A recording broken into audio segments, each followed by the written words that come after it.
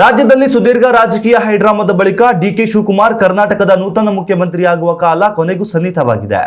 ಇಂದು ಲೋಕಸೌಧದ ಗಾಜಿನ ಮನೆಯಲ್ಲಿ ಪ್ರಮಾಣ ವಚನ ಕಾರ್ಯಕ್ರಮ ನಡೆಯಲಿದ್ದು ಸಂಪೂರ್ಣ ಬೆಂಗಳೂರು ಮಧುವಣಗಿತ್ತಿಯಂತೆ ಸಜ್ಜಾಗಿದೆ. ಇನ್ನು ಕನಕಪುರದ ಬಂಡೆ ಕರ್ನಾಟಕದ ಬಂಡೆಯಾಗುವ ಈ ಶುಭ ಸಂದರ್ಭಕ್ಕೆ ಸಾಕ್ಷಿಯಾಗಲು ವಿವಿಧ ರಾಜ್ಯಗಳ 500ಕ್ಕೂ ಅಧಿಕ ಗಣ್ಯರು ಇಂದು ಬೆಂಗಳೂರಿಗೆ ಆಗಮಿಸುತ್ತಿದ್ದಾರೆ ಎನ್ನಲಾಗಿದೆ. ಹೀಗಾಗಿ ಲೋಕಭವನದ ಸುತ್ತ ಖಾಕಿ ಪಡೆ ಬಿಗಿ ಪೊಲೀಸ್ ಬಂದೋಬಸ್ತ್ ಕೈಗೊಂಡಿದ್ದು ಎಲ್ಲೆಡೆ ಹದ್ದಿನ ಕಣ್ಣಿಟ್ಟಿದೆ. ರಾಜಧಾನಿ ಬೆಂಗಳೂರಿನಲ್ಲಿ ಇಂದು ಯಾವುದೇ ಅಹಿತಕರ ಘಟನೆ ಸಂಭವಿಸಿದಂತೆ ಸರ್ಪಗಾವಲು ಹಾಕಲಾಗಿದೆ. ಲೋಕಭವನದ ಸುತ್ತಮುತ್ತಲಿನ ರಸ್ತೆಗಳಲ್ಲಿ ಸಂಚಾರ ನಿರ್ಬಂಧಿಸಲಾಗಿದ್ದು ಬ್ಯಾರಿಗೇಡ್ಗಳನ್ನು ಅಳವಡಿಸಲಾಗಿದೆ. ಕೆಪಿಸಿಸಿ ಕಚೇರಿ ಹಾಗೂ ಶಾಂಗ್ರಿಲಾ ಹೋಟೆಲ್ ವ್ಯಾಪ್ತಿಯನ್ನ ನೋ ಫ್ಲೈ ಝೋನ್ ಎಂದು ಘೋಷಿಸಲಾಗಿದ್ದು ಡ್ರೋನ್ಗಳ ಹಾರಾಟಕ್ಕೆ ನಿಷೇಧ ಹೇರಲಾಗಿದೆ. ಇನ್ನು ಡಿಕೆ ಶಿವಕುಮಾರ್ ಪದಗ್ರಹಣ ಕಾರ್ಯಕ್ರಮದ ಹಿನ್ನೆಲೆಯಲ್ಲಿ ಅಭಿಮಾನಿಗಳನ್ನು ಕರೆತರಲು 100ಕ್ಕೂ ಅಧಿಕ ಬಸ್ಗಳು, ಅಲ್ಲಲ್ಲಿ LED ಸ್ಕ್ರೀನ್ಗಳು, ಬೆಂಗಳೂರಿನ ತುಂಬೆಲ್ಲ ಬ್ಯಾನರ್ಗಳು ಸೇರಿದಂತೆ ತಯಾರಿ ಭರ್ಜರಿಯಿಂದ ಸಾಗಿದೆ.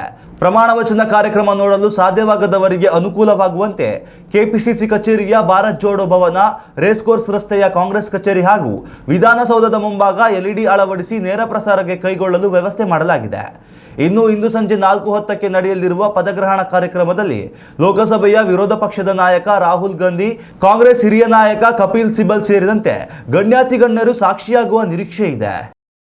ಉತ್ತಮ ಸಂಸ್ಕಾರಯುತ ಶಿಕ್ಷಣದೊಂದಿಗೆ VSS English medium CBSE school Udupi Muddur.